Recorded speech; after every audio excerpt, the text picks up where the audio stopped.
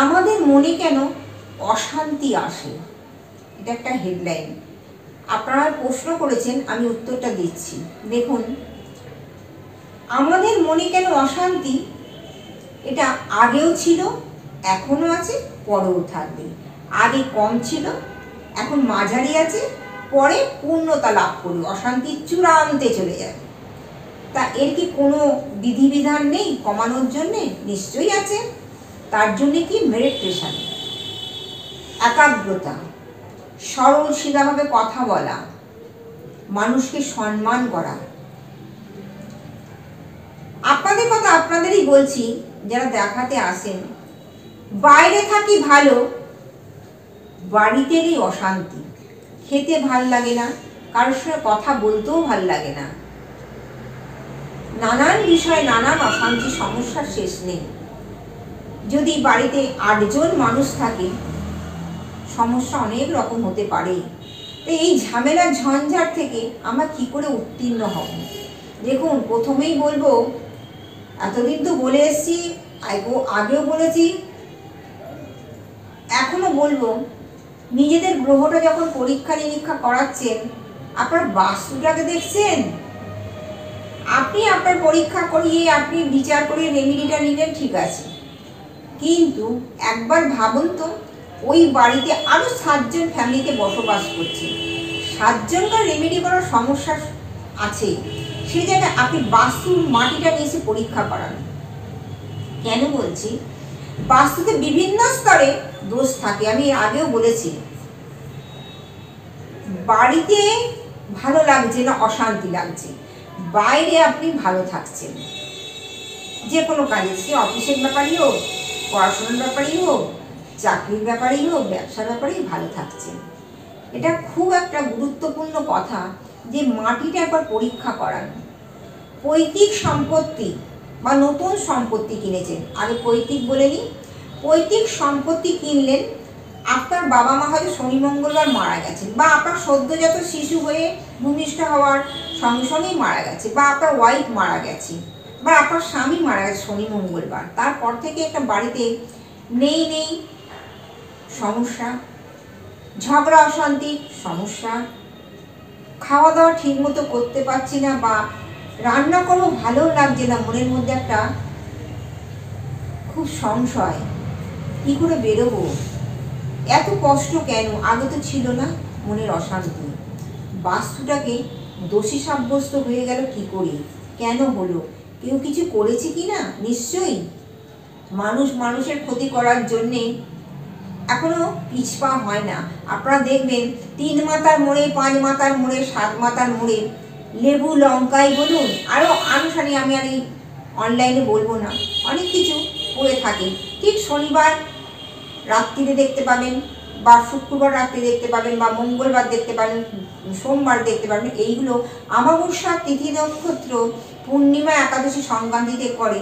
সেইগুলো আপনি মারিয়ে গেছেন কি ডিঙিয়ে গেছেন আপনি জানেন না, সেখানে আপনার একটা ক্ষয়ক্ষতি হয়ে গেছে। আর বয়স জ্যেষ্ঠ বাবা মায়েরা মারা গেলে, বললাম সন্তান হোক, ভাই বোন যেই হোক, মারা গেছেন, দেখা গেল দোষ পেয়েছে, আপনার দোষটা কাটাতে পারলেন না, বা ব্রাহ্মণ কাটিয়েছে, হয়তো ঠিক মতো কাটানো হলো না, আপনি দেখতে পাচ্ছেন কি যেন ঘরে ঘোরাঘুরি করছে, যেন নিঃশ্বাস পড়ছে, যেন আমায় ডাকছে, বা হঠাৎ করে আপনি একটা বেল গাছ কেটে ফেলেছেন, নারকেল গাছ কেটে ফেলেছেন, নিম গাছ কেটে ফেলেছেন, বা আপনার বাড়িতে নতুন জমি কিনে সেখানে দেখা গেল কোনো একটা সময় মানুষকে মেরে পুঁতে রেখেছে, কালো বিড়ালের হাড় আছে, কুকুরকে মেরে পুঁতে দিয়েছে, সেটা তো আপনি জানেন না। এ থেকে তো আপনার বাড়ির বাস্তুদোষ হতেই পারে। সেই 7 জনকে সেই প্রতিকারটা নিতে গেলে বাস্তুটাকে ঠিক করতে হবে। বাস্তু মাটি নিয়ে পরীক্ষা করার, এরকম বহু কাজ করে দিয়েছি, বহু কাজ করে। একদিন একজন 8 জনের মধ্যে একজন রেমেডি করলো, আর 7 জন কি করলো, বাড়ির মাটির পরীক্ষাটা করে 7 জনকার রেমেডি হলো বাস্তু ঠান্ডা করা। কারণ তারা বাড়ির মধ্যেই থাকেন, একজন চাকরি করতে যান, আর এই একজনকার উপায়ের পয়সা 7-8 জন এখনো খায়, খাওয়া দাওয়া করে, সেইভাবেই চলেন। তিনি আমার এই অনুষ্ঠান থেকে বলেন, দেখুন আমার সব ভালো, কিন্তু আমার বাড়িতে থাকতে ইচ্ছা করে না, প্রচুর মনের অশান্তি, বাড়িতে বাইরে থাকি, খুব ভালো থাকি, আমার বাড়ির সঙ্গে সম্পর্ক শুধু খেতে আসা, আমি কারোর সঙ্গে কথা বলি না, অনেক দিন হয়ে গেছে, আমারও মনে অনেক কষ্ট আছে। কিন্তু বাইরে যখন থাকি তখন আমি বাড়ির কথা ভুলেই যাই, আর বাড়িতে এলেই আমার বাইরের দিকে টানটা এসে যায়, আমি যেখানে ছিলাম সেখানটাতেই ভালো ছিলাম। তাই মনের কেন অশান্তি, মনের অশান্তি দূরীকরণের জন্যে কোন গ্রহ প্রতিকার করতে হবে, কোন যজ্ঞ পুজো করতে হবে, কোথায় করতে হবে, কামাখ্যা তারাতন্ত্রে করতে হবে, কি আমাদের ছিন্নমস্তা রাহু রাঁচি রাজারাপ্পা গিয়ে করতে হবে, এগুলো কিন্তু আপনার কাছে এসে জানবেন। আর প্রতিকার প্রতিসেবনগুলো করুন। আসন্ন দিন কিন্তু আপনাদের অসুবিধে মানে আমার অসুবিধে, আর আমি যাতে তুলতে পারি সময় থাকতে এসে দেখা করুন, কথা বলুন, যাতে তাতে স্মুথলি কাজটা উঠে যায়। আপনি যে কটা দিন বাঁচবেন, যদি 45 বছর 40 বছর যদি বাঁচেন, আপনার বয়স যদি ছোট হয়, যেন ভালোভাবে বাঁচতে পারেন। দিনের পর দিন একটা মানুষ যদি অশান্তি নিয়ে যদি বাঁচতে থাকে, তার বাঁচতে ইচ্ছা করে না। মনে হয় আমার মনের মানুষটা আমার সঙ্গে কথাই বলে না, সে বাইরে ভালো থাকে, আমার বাড়িতে এলেই যেন খুব খারাপ অবস্থা, ভালো করে কথাই বলে না, সংসার নিয়ে চিন্তা ভাবনায় কিছু নেই। শুধু কি টাকা দিলেই হলো? সংসার চালাতে গেলে কত রকম সমস্যার সমাধান আছে, সেগুলো তাকেই করতে হবে। একটা পুরুষকেও করতে হয়, একটা মহিলাকেও করতে হয়। একজন পুরুষ রোজগার করে এনে তার স্ত্রীকে দেন, সেই স্ত্রী কিন্তু পরিচালনা করেন। কিন্তু সেই স্ত্রী যদি ভাবেন যে আমি সবই করছি, অথচ আমার স্বামী বাড়িতে এসে আমার সঙ্গে কথাই বলেন না, ছেলে মেয়েকে যেন পাত্তাই দেয় না, এলো খেলো টিভি দেখলো শুয়ে পড়লো চাকরিতে চলে গেল, অথচ সেই মানুষটিই বলছেন আমার বাড়িতে ভালো লাগে না। নানান রকম সমস্যা, ভাই বোন ছেলে মেয়ে নিয়ে দিন রাতের অশান্তি হয়ে থাকে। আমি বাইরে ভালো থাকি, আমার পয়সা দিলেই আমি শান্তি, কিন্তু কষ্ট হয় মনে যে আমি ভালো করে পরিষেবা দিচ্ছি, এরা আমার সঙ্গে ভালো ব্যবহার করে। তাই মেয়ের সঙ্গে সম্পর্ক, এটা একবার ভাববেন, মাথায় রাখবেন। মা কি বললেন একটু একবার ছেড়ে 3 বার ভিডিওটা আপনারা ঘুরিয়ে ঘুরিয়ে দেখুন। মনের কথা বলে যাবো আমি চলে। তাই এইটা আপনাদের অন্তরে গেঁথে রাখুন যে কি সমস্যা হচ্ছে, কি সমস্যার সমাধান করতে হবে।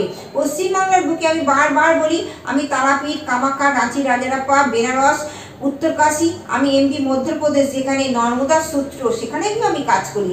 শ্মশানে শ্মশান কবর, শ্মশান শহরে তন্ত্রক্রিয়া করি বলে, অ্যাস্ট্রোলজি করি, পারমিস্ট্রির বিচার করি, দেখে নিই, তাকে শরীরে বন্ধন করে দিই। কেন করে দিই? একটা মানুষ ভালোভাবে খেয়ে পড়ে বাঁচুক, মানুষের মনে কষ্ট থাকবে, শেয়ার করতে হবে। আপনারা অনেকেই কিন্তু অ্যালুপ থাকে, অনেক চাপা স্বভাবের মানুষ আছে, অথচ আমার কাছে এসে মানে সমস্ত কথাটা উগড়ে বলে দেন, সে বলে বলে আমি হালকা হয়েছি, আপনি রেমিডির ব্যবস্থা করুন। এইভাবে 40টা বছর আমি অতিক্রান্ত করে এলাম। আমি তখন ভাবি এত লোকের কাজ করেছি, আমি করেছি না, আমার ভগবান আমাকে দিয়ে করিয়ে নিয়েছে, আমি একজন সাধিকা মানুষ। তাই অনুষ্ঠানের শেষ পর্যায়ে এসে গেছি। আজকের মতো অনুষ্ঠান শেষ করছি। একবার ছেড়ে 3 বার দেখুন, আপনার কথা বলুন, কাছে আসুন। নমস্কার, জয় মা তারা।